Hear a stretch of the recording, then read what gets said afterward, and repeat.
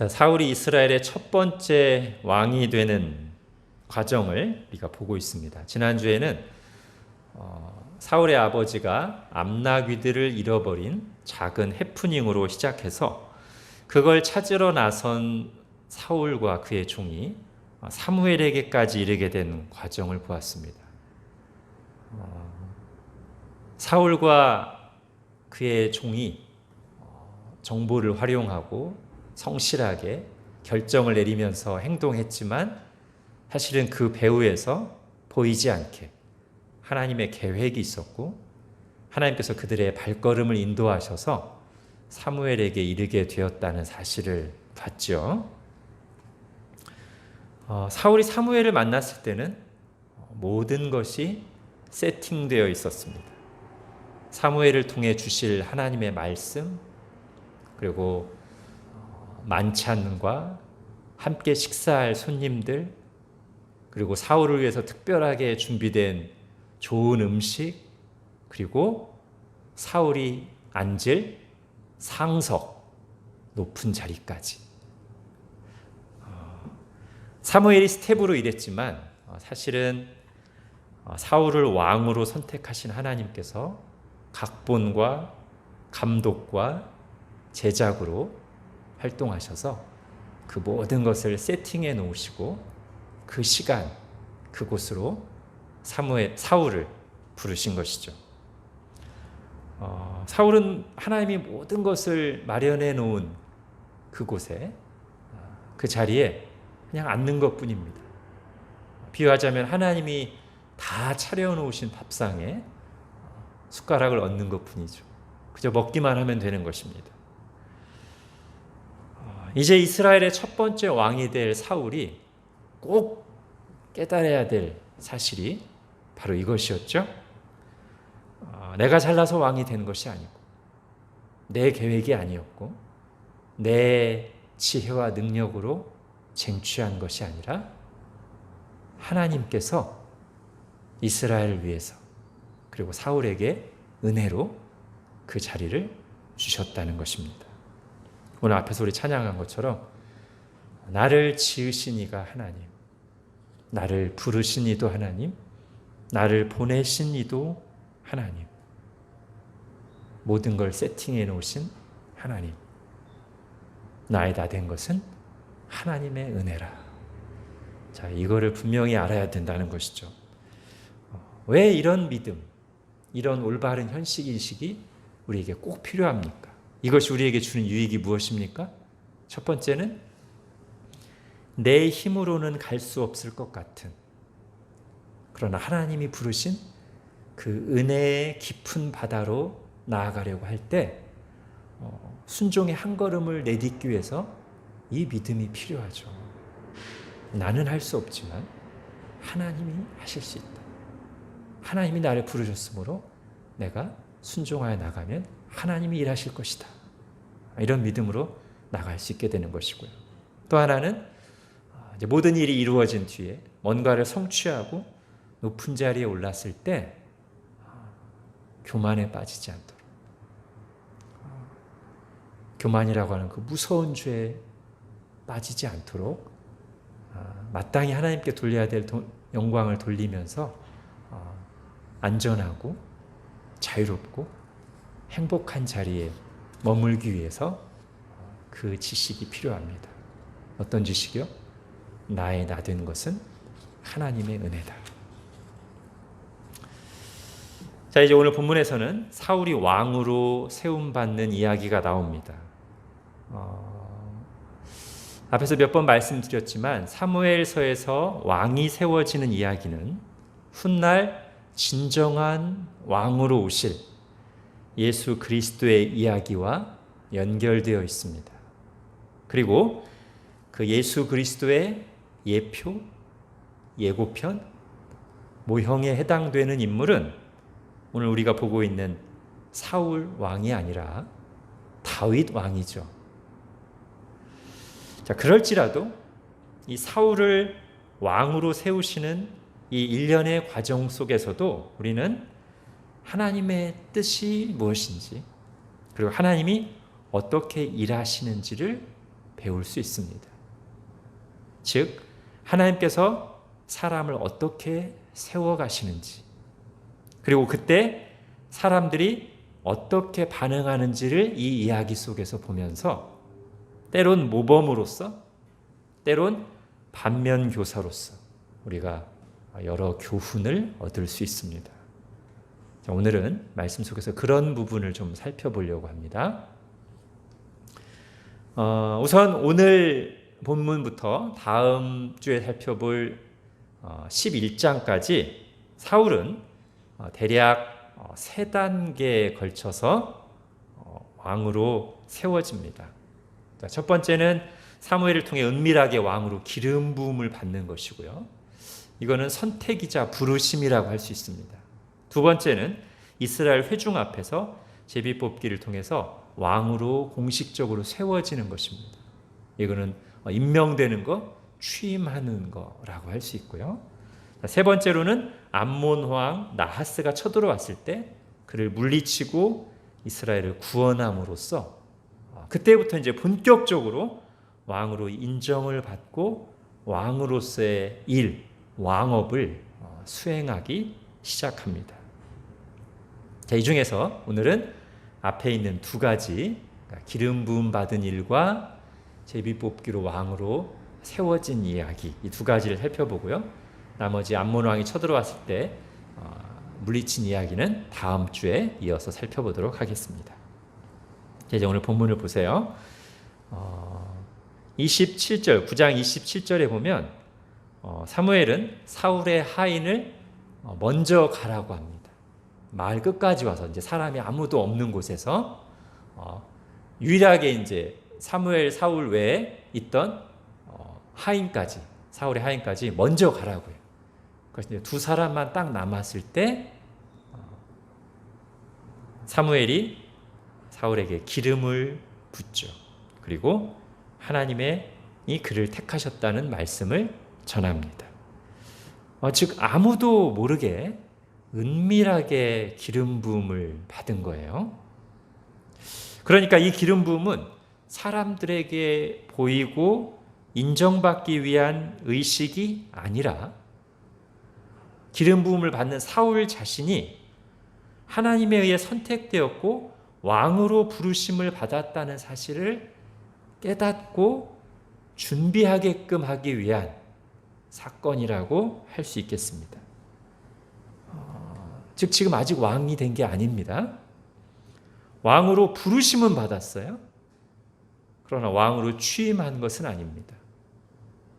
소명을 받았지만 아직 그 소명을 본격적으로 수행하기 위한 공식적인 직분을 받지는 않았습니다. 앞으로 그걸 위한 준비들과 과정이 있을 거예요. 하나님이 부르셨기 때문에 때가 되면 반드시 하나님께서 드러나게 세우시고 쓰실 것입니다. 자, 여기서 먼저 기억할 것은 소명은 하나님으로부터 온다는 것입니다. 자신의 소명을 하나님과의 관계 속에서 깨닫기보다 사람들의 인정과 반응에서 먼저 확인하려는 것은 순서가 잘못되었다고 할 수 있어요. 그건 나중이에요. 사람들과 환경 이런 건 도구죠. 사람은 전달자입니다. 오늘 본문에서 사무엘이 전달하죠. 그러나 사람을 부르시는 분, 사람을 세우시고 사용하시는 분은 하나님이십니다. 지금 사울은 아무도 없는 곳에서 아무도 모르게 기름 부음을 받았어요. 그리고 하나님의 말씀이 주어졌습니다. 말씀을 받았습니다. 이게 이제 부르심을 받은 거예요. 사람이 그를 왕으로 세운 것이 아니라 하나님께서 그를 부르시고 세우셨다는 것을 보여주는 것인데 앞으로 사울이 이걸 기억해야죠. 이걸 기억해야 돼. 하나님이 나를 부르셨다. 그래야 순종의 길을 갈 수 있습니다. 사실 모든 부르심이 그래요. 상황이 순탄하게 진행될 때는 크게 문제가 되지 않을 수 있습니다. 그러나 상황이 흔들리고 심지어 아무것도 나를 지탱해 줄 만한 것이 없는 상황이 올 수가 있습니다. 내가 더 이상 그 일을 해야 할 이유도 찾을 수 없고 하고 싶지도 않은 마음이 들 때도 있습니다. 그 바닥까지 이른 마지막 순간에 남는 것은 바로 하나님이 나를 부르셨다는 소명에 대한 확신입니다. 그것이 우리를 가장 힘든 시간에 버티고 견디게 하며 하나님 앞에 다시 엎드리게 합니다. 그리고 다시 일어나게 해줍니다. 물론 하나님이 우리 자리를 바꾸실 수 있어요. 그러나 그 전까지는 하나님이 부르신 자리에서 충성해야 되죠. 그때 꼭 필요한 것이 하나님이 나를 부르셨다는 사실 또는 그 사실에 대한 확신이라는 것입니다. 내가 시작했거나 또는 내가 시작했다는 생각을 가지고 있다면 바람이 거세게 불 때 넘어지거나 포기하게 돼요. 그러나 하나님이 시작하셨고 또한 내 속에도 하나님이 시작하셨다는 확신이 굳건하게 있다면 바람이 불 때도 쉽게 포기하지 않을 것이고 그를 부르신 하나님이 붙들어 주실 것입니다. 자, 사무엘이 사울에게 기름 부으면서 전하는 말씀을 보십시오. 여러분 10장 1절 같이 한번 읽어보겠습니다. 시작. 이에 사무엘이 기름병을 가져다가 사울의 머리에 붓고 입맞추며 이르되 여호와께서 내게 기름을 부으사 그의 기업의 지도자로 삼지 아니하셨느냐. 여기 중요한 말씀이 나와요. 그의 기업의 지도자로 삼지 아니하셨느냐. 자, 그의 기업의 지도자. 여기에 하나님과 이스라엘 백성과 그리고 인간 왕의 관계가 잘 정리되어 있습니다.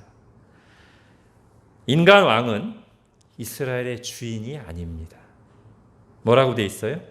이스라엘은 그의 기업. 그가 누굽니까? 하나님. 하나님의 기업이에요. 즉 하나님의 것입니다. 이스라엘은 하나님 거예요. 하나님이 주인이시고 소유주이시고 진짜 왕이십니다. 인간 왕은 하나님으로부터 잠시 권한을 받고 하나님의 기업인 하나님의 것인 이스라엘을 돌보는 청직이에요. 착각하면 안 됩니다. 이스라엘을 자기 것이라고 생각하고 자기 마음대로 할 수 있다고 생각한다면 아주 큰 오산이에요.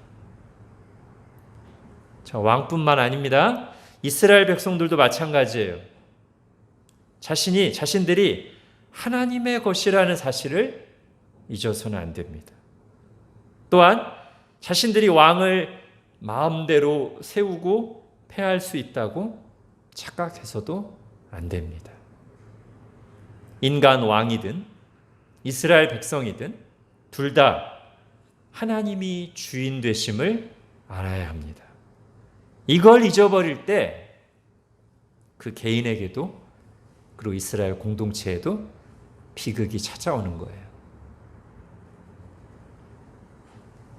여러분은 스스로가 하나님의 것임을 분명히 인식하고 고백하고 있습니까? 그것이 여러분의 첫째 되는 정체성이자 자의식입니까? 나는 하나님의 것이옵니다. 또는 교회에 대해서도 교회가 사람들의 뜻대로 모이고 흩어지는 곳이 아니라 하나님이 주인 되시고 다스리시는 거룩한 공동체라는 사실을 믿습니까? 그런 믿음으로 교회를 이루고 있습니까? 예, 그래야 됩니다. 우리가 늘 이 질문 앞에 서서 정직하게 답하면서 하나님 앞에서 살아가는 저와 여러분이 될 수 있기를 바랍니다. 자, 사무엘은 사울이 기름 부음을 받고 돌아가는 길에 세 가지 징조가 나타날 것이라고 말합니다. 그 징조들은 막 왕으로 기름 부음을 받은, 이런 부르심을 받은 사울에게 확신을 주기 위한 징조이지요. 그리고 사울을 점점 변화시켜가는 사건들이 될 것입니다. 연속해서 세 부류의 사람들을 만날 텐데 점점 더 분명한 확신을 갖게 만드는 일들이 일어날 거예요. 첫 번째 사람들은 잃어버린 나귀를 찾았다는 소식을 전해주면서 아버지가 너를 염려하고 있다, 이 소식을 전해줄 거예요. 2절에 나오죠. 자, 3, 4절에 보면 두 번째 사람들은, 이 사람들은 하나님을 괴로우는 사람들인데 사울을 만나자 사울에게 무난하면서 자신들이 가지고 있는 떡 두 덩이를 사울에게 줍니다. 마치 장차 왕이 될 사울에게 왕에게 바쳐야 될 예물을 바치는 것처럼 말이죠. 그리고 세 번째는 선지자들을 만나는데 그때 사울에게 여호와의 영이, 하나님의 영이 크게 임하고 사울도 선지자들처럼 예언을 하게 될 것입니다. 자, 이날 사울에게는 이런 외부에서 오는 징조만 있는 것이 아니라 그의 내면에도 변화가 일어납니다. 여러분 9절을 보십시오. 9절 같이 한번 읽겠습니다. 시작. 그가 사무엘에게서 떠나려고 몸을 돌이킬 때 하나님이 새 마음을 주셨고 그날 그 징조도 다 응하니라. 자, 또한 세 번째 징조에 대해서 말하고는 6절도 한번 읽어보겠습니다. 시작. 내게는 여호와의 영이 크게 임하리니 너도 그들과 함께 예언을 하고 변하여 새 사람이 되리라. 자, 9절과 6절에 있는 그 부분을 다시 가져와서 얘기하면 하나님이 새 마음을 주셨고 변하여 새 사람이 되리라. 예, 이날 사울에게 일어난 변화가 어떤 걸까요? 사무엘서를 보든 성경 전체를 보든 여기서 말하는 새 마음을 받고 변해서 새 사람이 됐다는 것은 성화라기보다는 어떤 능력과 은사를 받고 고무되었다라는 것을 의미한다고 할 수 있겠어요. 즉 성품이나 인격이 변화되었다기보다 하나님이 맡겨주신 일을 하는 데 필요한 어떤 새로운 거룩한 소원, 새로운 열정, 특별한 은사, 능력, 이런 것들이 주어졌다고 보는 것이지요. 그가 예언을 했다는 곳에서도 그런 변화를 짐작하게 합니다. 그러니까 성령님께 크게 감동된 것이고 은사를 받은 것이죠. 6절에 나오는 여호와의 영이 크게 임하였다, 이 표현은 사사기에서 사사들이 구원자의 역할을 할 때 종종 등장했던 표현입니다. 즉 평범한 사람이었던 사사들은 여호와의 영이 임하자 담대하고 능력 있는 믿음의 용사들이 되어 하나님이 맡기신 일을 수행했습니다. 사울도 이제 그런 변화가 일어난 것이죠. 정리하면 여기서 사울에게 일어난 변화, 곧 하나님이 이날 그에게 주신 것은 그의 자리에 걸맞는, 그에게 주어진 사명을 감당하기 위해 필요한 마음과 능력입니다. 거룩한 소원과 은사입니다. 이것은 아주 귀한 것이죠. 하나님의 일을 하기 위해서 반드시 필요한 것입니다. 그러나 우리가 앞으로 볼 수 있겠는데요. 이게 신앙의 전부는 아닙니다. 이것이 우리의 성품과 인격의 변화를, 신앙의 성숙을 보장하는 것도 아닙니다. 하나님으로부터 받은 좋은 것이고 사명을 감당하기 위해 필요한 것이지만 이것을 잘못 이해하고 사용하게 되면 오히려 이것 때문에 교만해질 수도 있음을 주의해야 합니다. 고린도 교회에 이런 문제가 있었죠. 은사를 많이 받았습니다. 예언의 은사, 방언의 은사, 그렇죠? 하나님 주신 선물이에요. 좋은 거예요. 그러나 이들이 그것을 주신 하나님의 뜻을 이해하지 못하고 자기 자랑거리로 삼고 서로 비교할 때 은사가 이들에게 유익이 된 것이 아니라 오히려 이들이 참으로 교회답지 못하게 하는, 하나님의 마음을 안타깝게 하는 그런 상황에 이르렀습니다. 그래서 바울이 그들에게 은사에 대해 가르치죠. 이 고린도 교회 사람들은 그렇게 하나님께 받은 은사 때문에 얼마나 교만해졌든지 바울까지 무시하고 판단했어요. 자, 하나님이 주신 모든 것은 우리가 감사함으로 받되 항상 위치가 중요해요. 모든 것이 우리가 가진 것도 그렇고 우리 자신도 그렇고 적절한 위치에 있을 때 아름답고 유익합니다. 창고에 넣어두고 녹슬게 놔둬서도 안 되지만 그것만 있으면 다 되는 것처럼, 그리고 또는 그런 은사와 능력이 곧 내 신앙인 것처럼, 그 지식이 곧 내 신앙인 것처럼 그렇게 착각해서는 안 됩니다. 무엇보다 하나님의 영광을 위해서 사용해야죠. 하나님을 의지해서 겸손하게 그리고 적극적으로 하나님 주신 것들을 드리고 사용할 때 하나님께서는 우리를 통해서 일하시고 열매 맺게 하시고 영광을 받으실 겁니다. 물론 처음부터 그 일을 완벽하게 하는 사람은 없겠죠.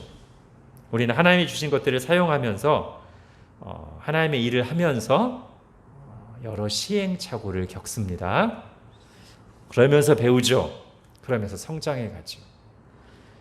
자, 두려움 때문에 아무것도 하지 않으면 그런 기회를 놓치는 거예요. 여러분, 아무것도 하지 않으면 아무 일도 일어나지 않습니다.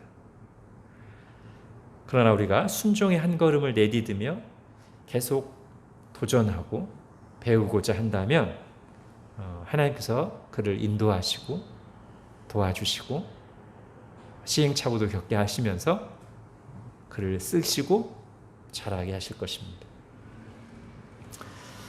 자, 이제 이어지는 이야기에는 사울이 기름 부음을 받고 이런 징조들을 경험한 후에 사람들의 반응이 나오고요. 그에 대한 사울의 대응이 나옵니다. 사무엘이 말한 것처럼 사울에게 여호와의 영이 임하고 예언을 하자 이걸 본 주변 사람들의 반응이 그다지 긍정적이었던 것 같지만은 않아요. 자, 11, 12절에 보면 사람들이 이렇게 얘기하죠. 기스의 아들에게 무슨 일이 일어났느냐? 사울도 선지자들 중에 있느냐? 나중에 이게 속담까지 되죠. 그들의 아버지가 누구냐? 자, 이게 좀 쉽게 말하면 이게 뭔 일이요? 사울 갑자기 왜 저래? 이런 뜻이라고 할 수 있겠어요. 지금 아직 사울에게 어떤 일이 일어났는지, 하나님과 사울 사이에 어떤 일이 있었는지 제대로 인식하는 사람이 없는 거죠. 하나님은 분명히 사울을 부르셨어요. 그리고 사울에게 어떤 변화도 있었어요. 그렇지만 그것이 곧 사람들의 인정으로 이어지는 것은 아니라는 거죠. 하나님께서는 지금 아무도 모르게 사람을 부르시고 준비시켜 가고 계십니다. 하나님 우리에게 어떤 거룩한 소원을 주시고 은혜를 베푸시는데 내게 감동과 확신을 준 것들이 꼭 다른 사람들에게 항상 그리고 당장 똑같은 효과를 내는 것은 아닙니다. 기다려야 할 때가 있습니다. 기도하면서 하나님의 때와 일하심을 기다리고 구하고 준비하는 일들이 필요합니다. 그것이 하나님의 인도하심을 받는 것을 배우는, 하나님의 일하심을 배우는 좋은 훈련이 될 겁니다. 자, 그런가 하면 인간적인 관심으로 사울에게 접근하는 사람도 나오는데요. 여러분 14절을 보십시오. 며칠간 집을 떠났다가 돌아온 사울이 사무엘을 만나고 왔다는 말을 듣자 사울의 숙부가 관심을 보이죠. 청하노니, 갑자기 청하노니 사무엘이 너희에게 이른 말을 내게 말하라. 그럼 제가 지난주에 이스라엘의 지금 현재 분위기가 어떨지 짐작가는 걸 말씀드렸어요. 지금 이스라엘에 왕을 세우기로 결정이 난 상태이기 때문에 이스라엘 사람들 사이에는 누가 왕이 될 것인가? 요즘 사무엘이 누구를 만나서 어떤 이야기를 하시는가? 이런 것들이 이제 중요한 관심거리죠. 사람들에게 뉴스거리였을 것입니다.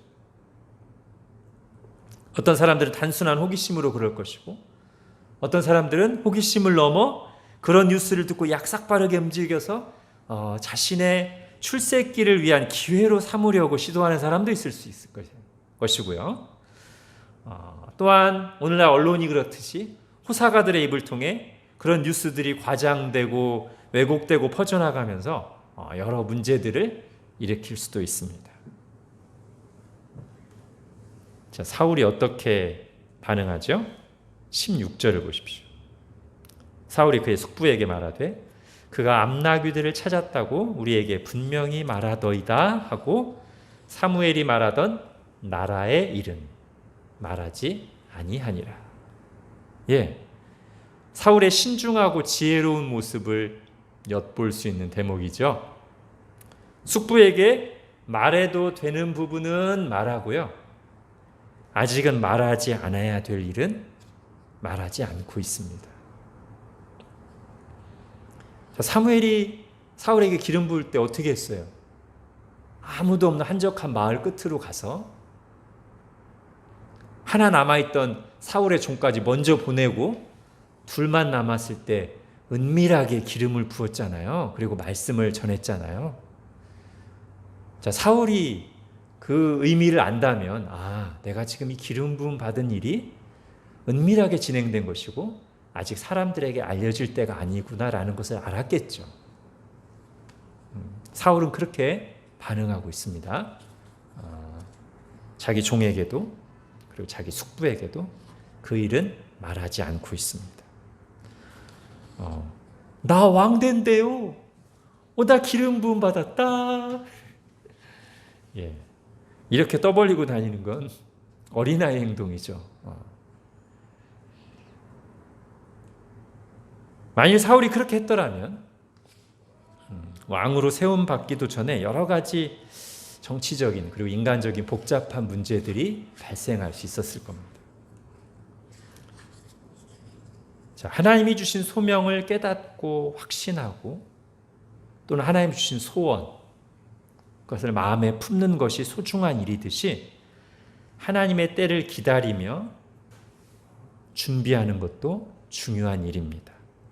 조급하거나 경솔하게 행동하지 말아야 합니다.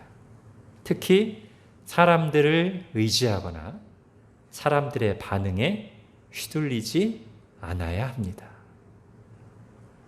17절을 보십시오. 사울이 겸손하고 신중하게 기다리고 있을 때 드디어 하나님의 때가 이르렀습니다. 사무엘이 이스라엘 모든 사람들을 불러놓고 제비뽑기로 왕을 선출했습니다.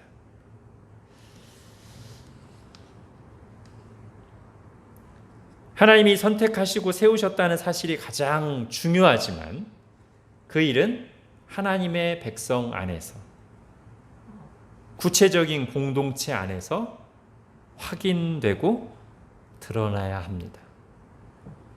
그래야 거기서 하나님의 일을 할 수 있는 것이죠. 어떤 면에서 직분자 선출은 오늘 본문에서 이제 제비뽑기로 왕이 되는 그런 일은 그때 선택된다기보다는 확인의 과정이라고 할 수 있죠. 은밀하게 일해오신 하나님의 결정이 사람들 앞에서 드러나는 순간입니다. 오늘 본문을 보면 분명히 그래요. 이 제비뽑기가 있기 전에 사람들 앞에서 세워지기 전에 이미 하나님이 택하셨고 준비되는 과정이 있었습니다. 이스라엘이 왕을 구했지만 왕을 세우시는 분은 하나님입니다. 자기들이 왕을 구했다고 해서 자기들이 왕을 세웠다고 생각해서는 곤란합니다. 그렇게 생각한다면 그들은 왕을 구한 잘못에 더하여 다시 한번 하나님을 무시하고 방자하게 구는 교만의 죄를 범하는 것입니다. 제비뽑기가 진행되는 동안에 사울은 자기가 뽑힐 거라는 것을 알았겠죠. 그런데 자신이 감당할 왕이라는 위치가 너무 크고 무겁게 여겨졌든지 아니면 스스로 아직 준비가 안 되었다고 생각했던지 사울은 제비뽑기가 진행되는 중에 사람들이 쌓아놓은 진보다리 뒤에 숨어 있었습니다. 전에 사무엘을 처음 만났을 때 사울이 이렇게 얘기했었죠. 나는 이스라엘 지파의 가장 작은 지파 베냐민 사람이 아닙니까? 또 나의 가족은 베냐민 지파 모든 가족 중에서 가장 미약하지 않습니까? 왜 저에게 그런 얘기를 하십니까? 이렇게 말했던 것과 오늘 지금 진보다리 뒤에 숨어있는 이 사울의 모습 어느 정도 일치하는 것 같아요. 적어도 이때까지의 사울은 자기 자신을 크게 보거나 권력욕에 사로잡힌 사람이 아니었던 것이 분명합니다. 훗날 사무엘도 이 당시의 사울에 대해서 이렇게 얘기했었죠. 사무엘상 15장에 보면 사무엘이 이르되 왕이 사울을 말하는 거예요. 사울 왕 당신이 스스로 작게 여길 그때 이스라엘 지파의 머리가 되지 아니하셨나이까. 지금 오늘 이때를 말하는 거죠. 이때 사울이 어떻게 했다고요? 스스로를 작게 여겼습니다. 그리고 그때 하나님 그를 왕으로 세우셨다는 것이죠. 자, 여기서도 아주 작은 소리로 사무엘서의 주제곡 OST인 뭐예요? 한나의 노래가 딱 들려올 듯 합니다. 그죠? 제가 한나의 노래 가장 핵심되는 부분 잠깐 또 읽어드릴게요. 사무엘상 2장 7, 8절 여호와는 가난하게도 하시고 부하게도 하시고 낮추기도 하시고 높이기도 하시는도다. 가난한 자를 진토에서 일으키시며 빈궁한 자를 거름더미에서 올리사 귀족들과 함께 앉게 하시며 영광의 자리를 차지하게 하시는도다. 땅의 기둥들은 여호와의 것이라 여호와께서 세계를 그것들 위에 세우셨도다. 아멘. 교만한 자를 낮추시고 겸손한 자를 높이시는 낮추기도 하시고 높이기도 하시는 이 사무엘서의 핵심 메시지 OST 한나의 노래가 오늘 지금 이 사울의 겸손한 모습 그런데 그런 겸손한 그를 왕으로 세우시는 이 장면에 충분히 들어갈 만합니다. 여기서 우리는 생각합니다. 사울도 한때는 겸손했다는 사실을 생각합니다. 그리고 젊은 시절에 겸손했던 사람, 낮은 자리에서 겸손했던 사람이 꼭 나중에도 특히 높은 자리에 올랐을 때도 겸손하리라는 보장이 없다는 것도 생각하게 됩니다. 누구나 교만해질 수 있고 누구나 변질될 수 있다는 사실을 두렵고 떨리는 마음으로 바라보면서 경계하는 마음을 가져야 합니다. 무엇보다도 인간적인 겸손, 즉 상대적인 겸손, 사람들과 비교하면서 내 위치에서 그런 상대적인 겸손 말고 하나님을 두려워하고 의지하는 이 하나님 앞에서의 겸손이 필요합니다. 그리고 교만에 빠지지 않기 위해 하나님의 은혜가 절실히 필요하다는 사실을 우리가 고백하면서 하나님께 은혜를 구해야 합니다. 자, 사울이 왕으로 세워질 때 사용됐던 이 제비뽑기라는 방법에 대해서 우리 잠깐 한번 생각해 보겠습니다. 자, 제비뽑기가 지금도 하나님의 뜻을 묻는 그리고 직분자를 세우는 하나님의 방법일까요? 자, 신약 성경에서도 가룟 유다를 대신할 사도를 충원하는데 제비뽑기라는 방법이 사용되었어요. 사도행전 1장에 나옵니다. 자, 그래서 단순하게만 보면 여기 오늘 구약에서도 제비뽑기가 사용돼서 사울이 뽑혔고 신약에서도 제비뽑기가 사용되었기 때문에 하나님의 뜻대로 사람을 세우는 성경적인 방법 제비뽑기라고 생각할 수도 있어요. 그러나 오늘날 교회가 직분자를 세울 때 제비뽑기라는 방법을 사용하지 않는 더 성경적인 이유들이 있습니다. 자, 첫째는 방금 예로 들었던 두 경우들, 즉 사울이 왕으로 세워진 일과 사도 보궐 선거는 일반적인 경우가 아니라 비상한 경우에 해당됩니다. 자, 먼저 오늘 본문 사울의 경우를 보면 이스라엘에 처음 왕이 세워진 사건이죠. 이후에는 하나님께서 왕조를 친히 바꾸시거나 아니면 반란이 일어나서 왕이 바뀌는 경우가 아니라면 왕은 어떻게 세워져요? 왕의 아들이 왕이 됩니다. 왕은 세습직입니다. 선출직이 아니라는 거예요. 사울은 그 세습직의 첫 번째 이스라엘의 초대 왕이었고요. 하나님께서는 하나님이 친히 왕을 선택하시고 세우신다는 것을 보여주시려고 제비뽑기라는 방법을 사용하셨다고 볼 수 있습니다. 사도 보궐선거도 마찬가지예요. 사도는 우리가 알듯이 교회의 기초직원 또는 비상직원입니다. 교회의 기초가 놓일 때만 있었던 특별한 권위와 능력을 받은 직분이었고 이후에는 존재하지 않는 직분이죠. 12 사도들은 예수님께서 직접 부르셨습니다.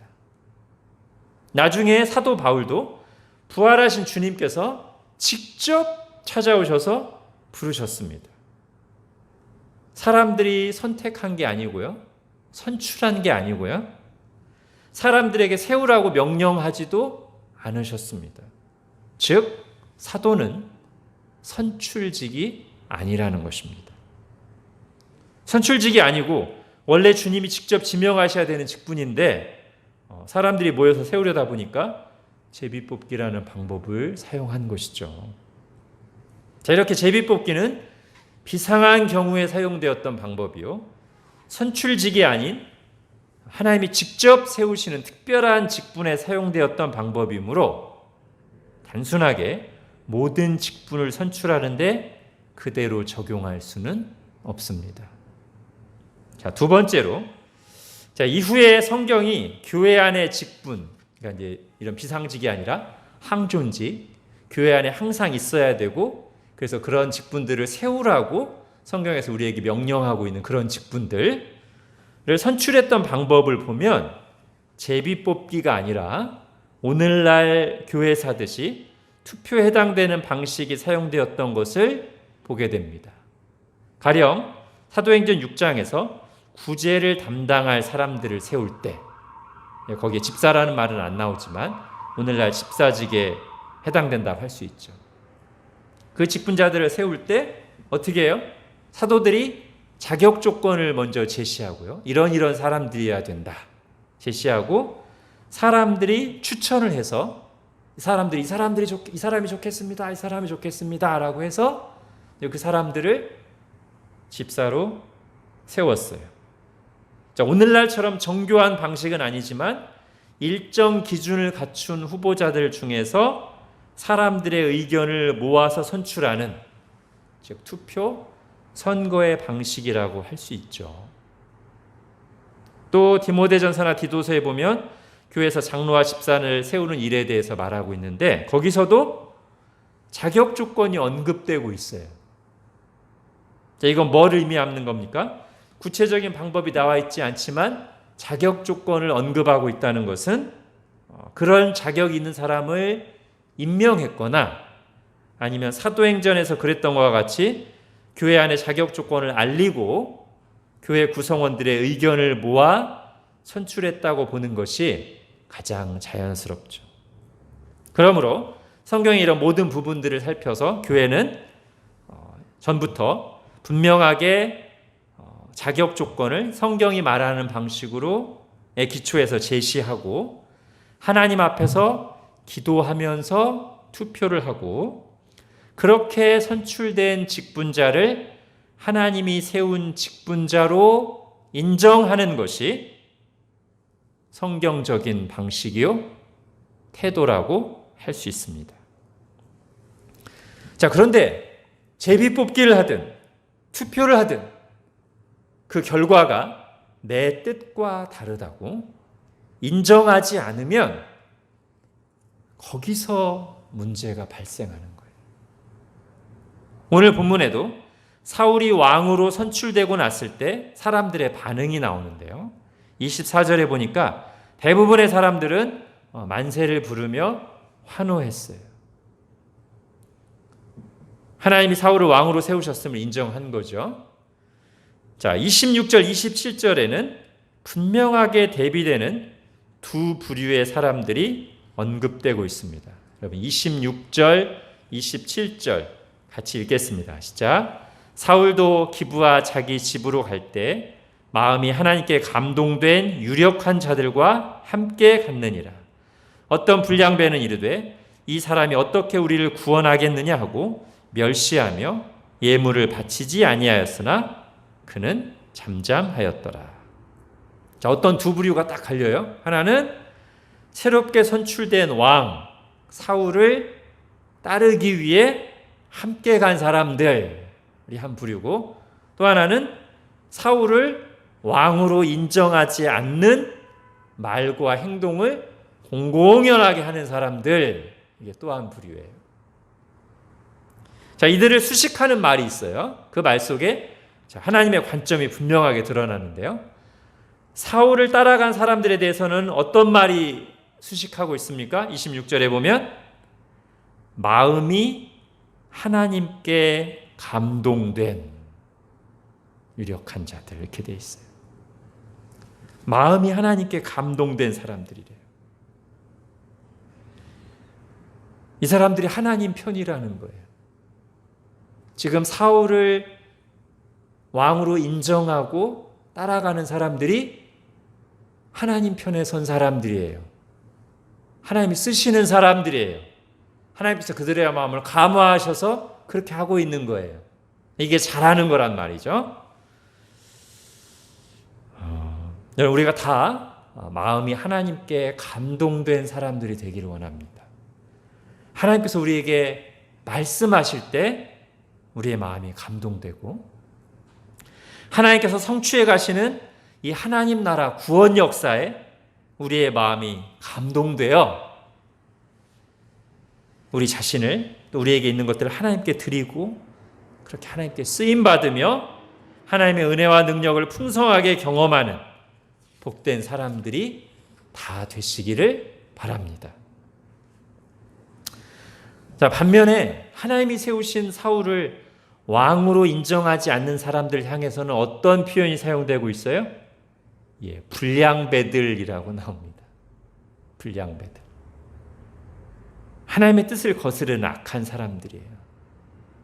여러분, 이들의 문제가 뭘까요? 우리가 이런 길로 가지 않기 위해서 경계해야 될 것이 무엇이겠습니까? 자, 사무엘상 끝부분에 30장에 가보면 이 단어가 한 번 더 나와요. 그때 다윗 일행들이 본거지를 다 털려서 가족들, 모든 재산들을 다 약탈당했어요. 큰 위기였지만 하나님의 은혜로 적들을 쫓아가서 잃어버린 모든 것을 다 되찾았습니다. 가족들도 한 사람도 잃어버리지 않고 되찾았고요.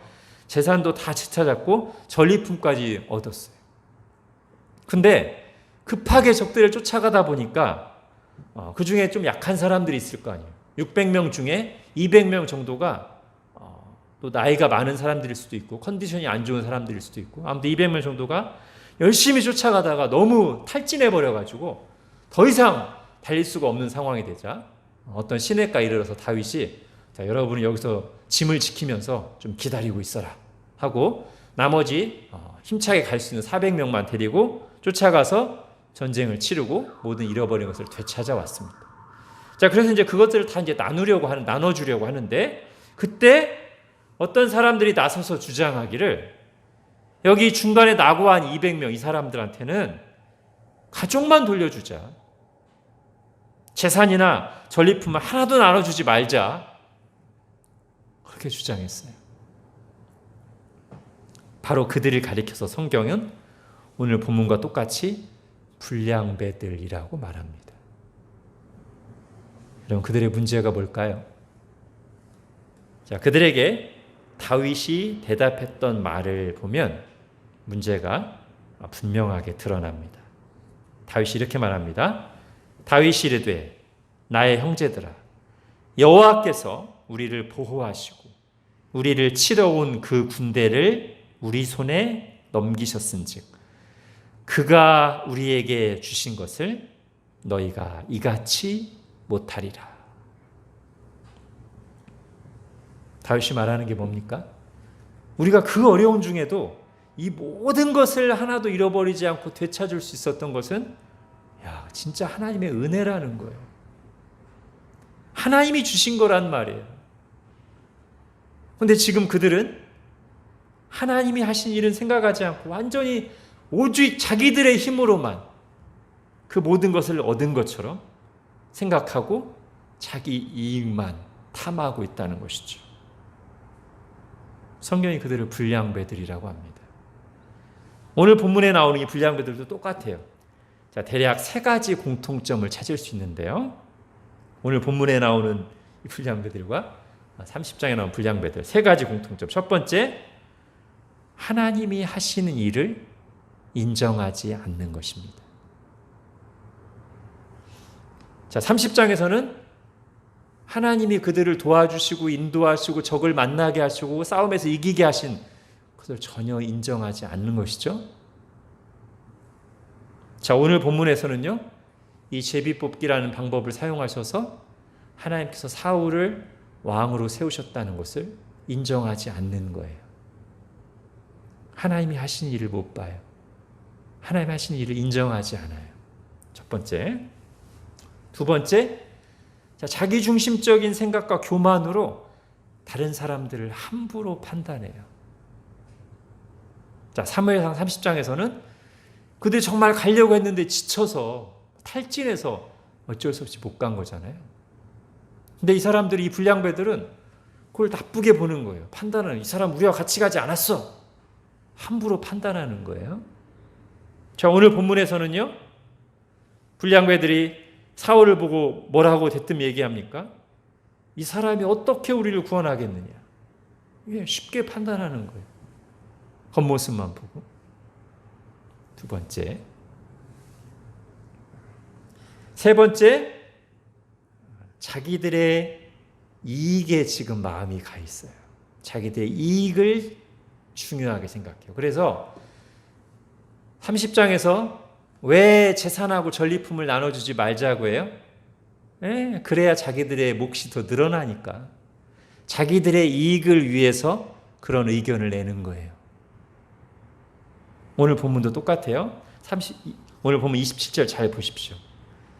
어떤 불량배는 이르되 이 사람이 어떻게 우리를 구원하겠느냐 하고 멸시하며 예물을 바치지 아니하였어요. 아마도 왕으로 선출됐을 때 왕으로 인정한다는 뜻으로 또는 왕업을 수행하기 위해서 필요한 예물들을 바치는 그런 전통이 있었거나 아마 그런 일이 일어났던 것 같아요. 이 불량배들은 인정하기도 싫고 내 걸 바치기도 싫으니까 괜히 트집 잡고 반대하는 것이죠. 여러분, 핵심은 자기 중심입니다. 하나님 중심이 아니라 자기 중심적인 태도. 그런 태도가 하나님의 뜻을 거스르는 본문의 불량배 같은 태도를 만들어내는 거예요. 어떤 이들은 거친 말과 태도로 그걸 표출하고 또 다른 이들은 신앙적인 용어를 사용하면서 교묘하게 말하지만 결국은 하나님의 뜻보다, 하나님의 일보다 자기 위치, 자기 자존심, 자기가 인정받고 싶고 자기의 이익을 앞세우다 보니까 그렇게 반응하게 된다는 것이죠. 여러분, 오늘 본문에서는 이렇게 겸손한 사울도 훗날에는 바로 그런 불량배의 모습을 보이게 되는데요. 하나님이 다윗을 세우시고 사용하시는데 사울은 자기 위치, 자기 자존심, 자기 기득권, 자기 이익에 반한다고 여겨서 다윗을 인정하지 못하고 막 죽이려고 합니다. 그리고 그것이 사울을 점점 영적으로 무너지게 만들고 파멸로 몰고 가죠. 그러나 사울과는 다르게 사울의 아들 요나단은 어떻습니까? 오히려 어떻게 보면 요나단이야말로 다윗을 경계해야 될 것 같은데 요나단은 하나님께 마음이 감동되어 다윗을 보면서 하나님이 하시는 일을 봅니다. 하나님의 사람으로 존중합니다. 다윗을 사랑합니다. 다윗을 세워줍니다. 여러분, 어떤 사람이 되기를 원하십니까? 우리에게 분별력과 겸손한 마음을 달라고 기도합시다.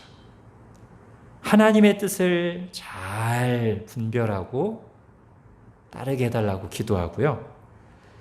하나님의 뜻에 따르지 못하게 하는 내 속에 있는 자기중심적인 교만을 분별하게 해달라고. 그래서 그걸 회개하고 내려놓을 수 있게 해달라고 기도합시다. 그래서 자기중심이 아니라 하나님 중심으로 사람들과 상황을 바라보고 반응하게 해달라고 기도합시다.